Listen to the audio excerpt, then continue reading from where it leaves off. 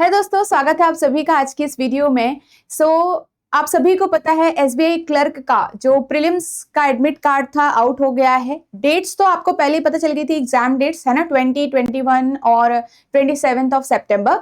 But यहाँ पे आपका एडमिट कार्ड भी अब आउट हो चुका है। आई होप आप सभी ने एडमिट कार्ड डाउनलोड करके ये देख लिया होगा कि आपका एग्जाम कौन से दिन पर है, कौन से टाइमिंग पर है।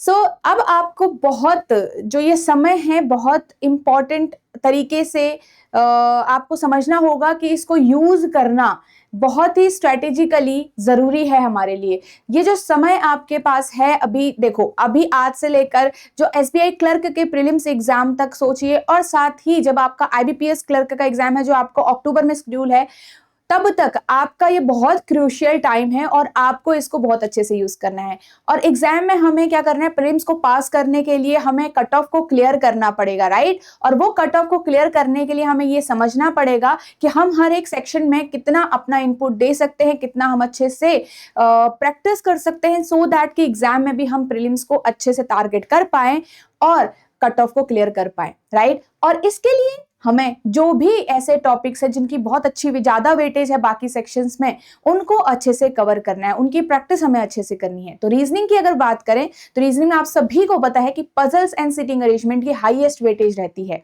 और रीजनिंग सेक्शन एक ऐसा सेक्शन है जो हम स्ट्रॉन्ग भी बना सकते हैं अपना, और प्री मेन सब में ही हमारा ये काम आने वाला है, राइट। तो यहाँ से पजल्स एंड सिटिंग अरेंजमेंट हमको बिल्कुल भी स्किप नहीं करना है। प्रीलिम्स की बात करें तो हमको यहाँ पे, अगर हमने पजल्स एंड सिटिंग अरेंजमेंट पे स्पीड नहीं बनाई, इनको स्ट्रॉन्ग नहीं बनाया, तो हमारा जो प्रीलिम्स वाला पार्ट है थोड़ा सा हमारे लिए मुश्किल हो सकती है, राइट, प्रीलिम्स को क्लियर करना।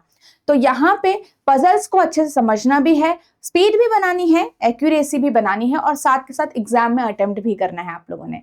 आज की इस वीडियो में हम समझेंगे कि कैसे टाइप के क्वेश्चंस आपके इनके अंदर बनते हैं और कैसे हम इनको हैंडल करते हैं, ठीक है। तो चलिए वीडियो में आगे बढ़ते हैं। और यहाँ पे आप सभी के पास डिफरेंट सेशंस हैं ऑलरेडी इस चैनल पर, तो आप चैनल को जरूर सब्सक्राइब कर लीजिएगा अगर आप में से कोई भी न्यू स्टूडेंट होगा, ठीक है। तो यहाँ पे अगर आपने अभी तक सब्सक्राइब नहीं किया है तो चैनल को जरूर सब्सक्राइब करके डिफरेंट प्रैक्टिस सेशंस आपके हैं ऑलरेडी। आईबीपीएस क्लर्क और एसबीआई क्लर्क के जो मॉक टेस्ट थे प्रीलिम्स के, वो आपके कवर हो रखे हैं, उनसे आप प्रैक्टिस कर सकते हो, ठीक है।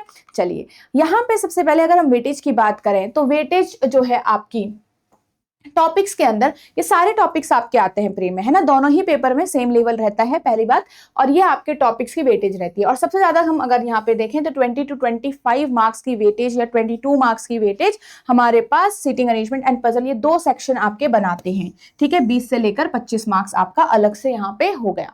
अब आपको क्या करना है, इतना ज्यादा वेटेज है और प्रीलिम्स में हमें ज्यादा से ज्यादा स्कोर करना है, ताकि जो हायर कट ऑफ जा रही है हमारी स्टेट वाइज, जो कट ऑफ जा रही है आपकी स्टेट की जो भी कट ऑफ जाती है उस हिसाब से आप समझिएगा इसको, ठीक है। तो वो हमें अचीव करनी है। अब उसके लिए हमें पजल्स सीखनी, पजल्स सिटिंग अरेंजमेंट सीखने बहुत ज्यादा जरूरी है। आपके एग्जाम में जो क्वेश्चंस बनते हैं वो हमारे पास ये हैं, ठीक है। जैसे circular based sitting arrangement, linear based sitting arrangement, square based, triangle based, uncertain number of person, parallel, rectangle and कुछ अदर शेप जैसे पेंटागोनल, हेक्सागोनल, ये आपकी आती रहती हैं। वो आपका सेम, अगर आपने ये बाकी सीख लिए तो वो आपके लिए डिफिकल्ट नहीं होते हैं ज्यादा कुछ, ठीक है। अब यहाँ पे जैसे सर्कुलर बेस्ड सेटिंग अरेंजमेंट है तो इसमें आपका कुछ इनसाइड वाले आ जाएंगे, जैसे इनसाइड फेसिंग आ जाएगा, या फिर आपके पास आ जाएगा आउटसाइड फेसिंग आ जाएगा, कि सारे के सारे आउटसाइड फेस कर रहे हैं। वैसे तो कम चांसेस है क्लर्क के एग्जाम में कि इनसाइड प्लस आउटसाइड आ जाए, बट बनता है यहाँ पे दोनों ही, इनसाइड आउटसाइड।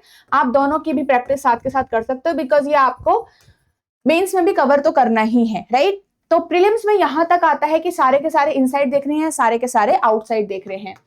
नेक्स्ट देखेंगे तो लीनियर अरेंजमेंट में आपका नॉर्थ फेसिंग आ सकता है, ठीक है, साउथ फेसिंग आ सकता है, और या तो नॉर्थ प्लस साउथ फेसिंग आपके दोनों ही यहाँ पे आ सकते हैं, ठीक है। इनसाइड आउटसाइड है, नॉर्थ साउथ तो अलग है ना, ठीक है। तो ये नॉर्थ प्लस साउथ आपके दोनों भी आ सकते हैं लीनियर अरेंजमेंट। अब यहाँ पे ऐसा होता है कि हमें ज्यादातर क्लर्क लेवल में सिंगल वेरिएबल कुछ क्वेश्चंस देखने को मिलते हैं, साथ ही कुछ क्वेश्चन भी होंगे जो आपका दो वेरिएबल के साथ होंगे। सपोज कोई कुछ कलर लाइक कर रहा है, फ्रूट लाइक कर रहा है, सिटी लाइक कर रहा है, कुछ इस टाइप के आपके होंगे जो यहाँ पे आपके कवर हो सकते हैं, नेक्स्ट आपका स्क्वायर शेप अरेंजमेंट, जिसमें सारे के सारे पर्सन इनसाइड या outside and again inside plus outside, mid में जैसे सपोज कोई बैठा है तो वो इनसाइड देख रहा है, कॉर्नर में जो बैठा है वो आउटसाइड देख रहा है। इस टाइप की कंडीशन पे बेस्ड आपके क्वेश्चन यहाँ पे बनते हैं। नेक्स्ट अगर हम यहाँ पे बात करें ट्राइंगल बेस्ड अरेंजमेंट, जैसे ट्राइंगल में हमारे पास 3 कॉर्नर हैं, तो कुछ कॉर्नर में बैठे हैं, कुछ आपके मिड में बैठे हैं। Next uncertain number of persons, linear row वाला आपका चांसेस रहता है एग्जाम में आने के, और सारे के सारे नॉर्थ या फिर किसी एक ही डायरेक्शन में देख रहे होंगे। ठीक है, चलिए ये आपका हो गया। नेक्स्ट आपके पास है पैरेलल रो अरेंजमेंट, जैसे 10 या 12 मैक्स टू मैक्स, मतलब आपके पास यहाँ पे चांसेस देंगे 10 या 12 पर्संस का अरेंजमेंट आएगा एग्जाम में। तो ऐसे क्वेश्चंस की प्रैक्टिस, देखो ये बताने का मेरा क्या मतलब है, ये बताने का क्या रीजन है कि ताकि आप लोग ऐसे ही क्वेश्चंस की प्रैक्टिस में रहो, आप लोग हैबिट में रहो, ताकि एग्जाम में चूज करने में आपको पता चले कि कौन सा क्वेश्चन मैं जल्दी कर सकता हूँ, कौन सा क्वेश्चन में थोड़ा टाइम लग रहा है, ठीक है, कौन सा क्वेश्चन मेरे लिए वीक है। तो ये सारी चीजें पैरेलल रो अरेंजमेंट। ठीक है, यहां तक आपका ज्यादातर देखा जाता है कि यहाँ यही क्वेश्चन आता है, रेक्टेंगुलर बेस वैसे नहीं आता है, बट स्टिल आप थोड़ा बहुत प्रैक्टिस कर सकते हो, आपके पास टाइम है तो, क्योंकि रेक्टेंगुलर पे हो सकता है कि थोड़ा सा इजियर बन के आ जाए, ठीक है, कम पर्सन्स पे आ जाए, बट बाकी तो आपने देख लिया circular, linear, square, triangle, uncertain number of person in linear row और पैरेलल अरेंजमेंट, देन रेक्टेंगुलर और कुछ अदर शेप भी आपकी प्रैक्टिस आप रख सकते हो साथ के साथ। ठीक है, मैंने आपको ये बिल्कुल स्पेसिफिक भी बता दिया क्या टाइप है। नेक्स्ट अगर ये पजल्स हैं आपकी, ठीक है, sequence based puzzle, floor based puzzle सबसे ज्यादा important, designation, box based puzzle, week, month, year, floor plus flat, month plus date, year plus age, ये सारे ही इंपॉर्टेंट हैं आपके लिए, सबके सब आपको प्रैक्टिस करना है, और यहाँ पे सबके सब आपके एग्जाम में आने के चांसेस हैं।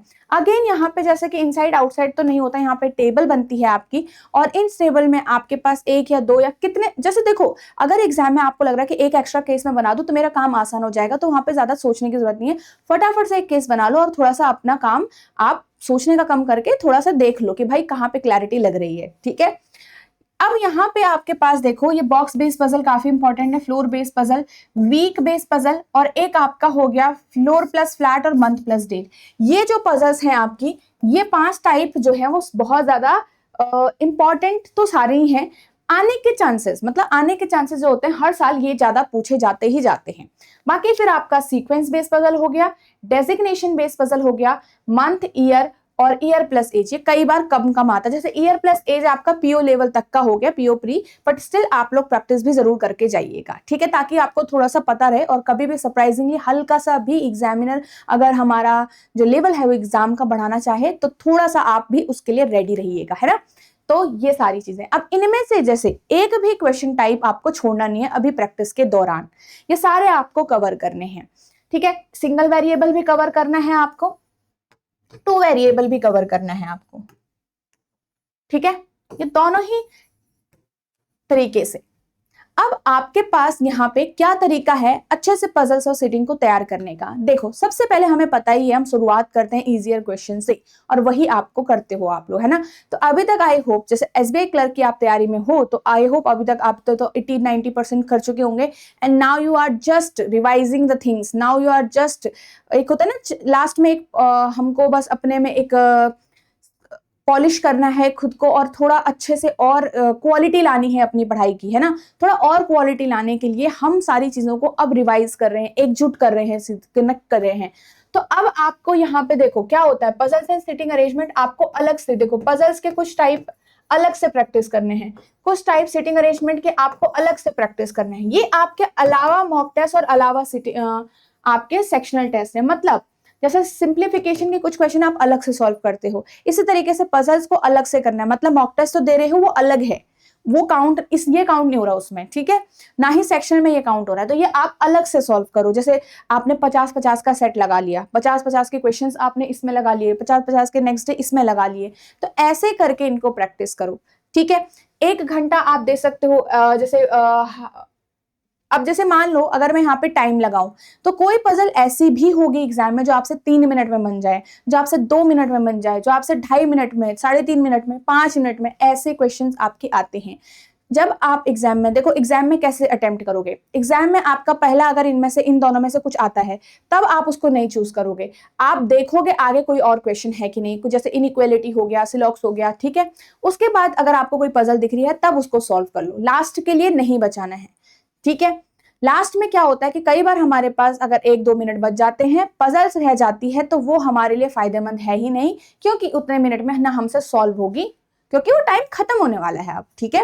तो अब आप क्या करोगे, जब जैसे जैसे आप आगे बढ़ोगे रीजनिंग के अंदर, आपने क्या करना है कि एक के बाद एक जैसे जो क्वेश्चन आ रहा है उसको अटेम्प्ट करने का स्टार्ट करना है। अब अगर मेरे सामने कोई पजल आई तो मैं देखूंगी इसमें कितना डेटा गिवन है, बहुत ज्यादा डेटा तो नहीं गिवन है, या फिर इतना भी कम गिवन ना हो कि हमें कुछ पता ही ना चले, है ना, हमें बहुत सारे केसेस बनाने पड़ जाए। तो आप डेटा को देखना कि लैंग्वेज क्या है, कितना ईजी है, कितने वेरिएबल हैं। सिंगल वेरिएबल होगा तो ऑब्वियसली आपके लिए आसान रहेगा, डबल वेरिएबल होगा तो आपको थोड़ा सा उसके लिए स्लाइटली हम टाइम टेकिंग लगेगा हमें। अब जब हम पजल सॉल्व करते हैं, सिटिंग अरेंजमेंट सॉल्व करते हैं, तो हम थोड़ा नर्वस हो जाते हैं सॉल्व करते टाइम, मॉक टेस्ट में भी और पेपर में भी, तो वो थोड़ा कामनेस रखनी है, जल्दीबाजी नहीं मचानी है, ठीक है। तो अब जब आप प्रैक्टिस कर रहे हो तो आराम से हर दिन आप ये 50 सेट इसके 50 क्वेश्चन इसके लगा लीजिए, ठीक है।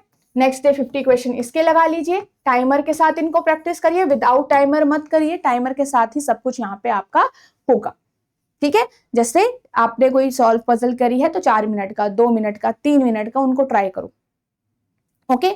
चलो ये चीज हो गई हमारी, एंड आई होप आपको ये अच्छे से समझ में आ गया होगा कि आप यहाँ पे कैसे हैंडल करोगे। अब जो ये आपके पास अगर मैं एसबीआई क्लर्क तक की बात करूं तो आप जो मॉक टेस्ट भी दे रहे हो साथ के साथ, तो अलग से पजल से सिटिंग अरेंजमेंट भी साथ के साथ प्रैक्टिस करो।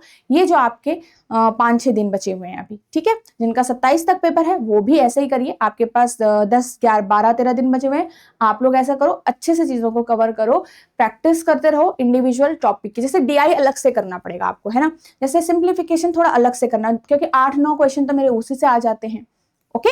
चलिए, तो ये सारी चीजें हैं, एंड यहाँ पे मोटिवेटेड रहना है। पजल एंड सिटिंग अरेंजमेंट को ये नहीं सोचना कि नहीं होगा नहीं होगा, आपसे सब कुछ हो जाएगा। वहां पे कई बार हम अच्छा परफॉर्म करते हैं एग्जाम में, जितना हम घर पे भी नहीं कर पाते, ठीक है। तो आपको मेंटली भी प्रिपेयर रहना पड़ेगा एग्जाम के दिन के लिए भी, ओके। चलिए, that's all for today everyone, and I hope आपको ये वीडियो अच्छे समझ में आ गई होगी, एंड यहाँ पे से आपने काफी चीजें सीख ली होगी, ठीक है। और सिटिंग अरेंजमेंट एंड पजल्स के टाइप आपने देखे होंगे कि एग्जाम में क्या क्या क्वेश्चंस आ सकते हैं यहाँ से, ओके। एंड यहाँ पे अगर आप एक ऐसे स्टूडेंट हो जो नेक्स्ट ईयर के लिए भी प्रिपेयर कर रहा है, इस साल के लिए भी कर रहा है, तो अगर आप टेस्ट सीरीज चाहते हो, डिफरेंट वीडियोस आपको देखनी है, बिल्कुल बेसिक लेवल से लेकर हायर लेवल के क्वेश्चंस, तो आपका सारा कुछ इस बैंकिंग महापैक में कवर हो रखा है, जिसमें आपके सारे ही डिलीवरेबल आपको यहाँ पे मिल रहे हैं। एंड अगर आप एक ऐसे पर्सन हो कि अगर आप आरबीआई के लिए भी टारगेट करोगे या कर रहे हो, तो आपको ये जो कोर्स है आरबीआई प्लस बैंकिंग महापैक का, ये आपके लिए हेल्पफुल होगा। इसमें जब आप ये कोर्स ले लेते हो तो आपको ये वाले कोर्स की जरूरत नहीं होगी, क्योंकि अब आपने वो वाला ले लिया, ये ले लिया है ना, तो इसमें आपका बैंक भी है, सारे जो आपके एसबीआई और आईबीपीएस और आरआरबी एंड आपका आरबीआई के भी इसमें प्रिपरेशन आपकी हो सकती है फॉर फेज 1 एंड फेज 2 के लिए, ठीक है। और बाकी इसके तो डिलीवरेबल मैंने आपको दिखाई दी, वो सारी ही चीजें हैं, आप इसके अंदर एनरोल कर सकते हैं। इसी वीडियो के डिस्क्रिप्शन में इसका कोर्स का लिंक गिवन है। सेकंड, आप वेबसाइट विजिट कर सकते हैं edutap.in, और थर्ड आप यहाँ पे edutap लर्निंग सॉल्यूशंस ऐप भी डाउनलोड कर सकते हैं, ठीक है। तो ये सारी चीजें हैं, एंड यहाँ पे अगर आपको मैं वेबसाइट पे दिखाऊं तो ये कोर्स आपको कैसे दिखेगा ये मैं आपको शो कर देती हूँ। ये आपकी वेबसाइट है, ठीक है। वेबसाइट में आपने कोर्सेज पे जाना है, तो आप कोर्सेज पे RBI grade B courses choose करोगे अगर आप कॉम्बो कोर्स देख रहे हो, ठीक है। तो यहाँ पे ऐसे करके आपने क्या देखना है, सिंगल पे चले जाओ, एंड यहाँ पे ये आपको ये कोर्स दिख गया, ठीक है, यहीं पे दिख गया है, तो आप इसमें एनरोल कर सकते हो बाय नाउ पे जाके, एंड देन आप और भी डिटेल्स इस कोर्स के बारे में यहाँ पे जान सकते हो, ओके। तो ये सारी ही चीजें थी, आई होप आपको अच्छे से सारी चीजें समझ आ गई। Thank you so much, and everyone all the best for your examination. अच्छे से सारी चीजों को समझ के जाइए, और आपने अच्छी पढ़ाई कर रखी है, ठीक है, आपने अपने लिए बहुत मेहनत करी है, तो वही मेहनत अब आपको एग्जीक्यूट करनी है अपने एग्जाम के लिए। So all the best everyone.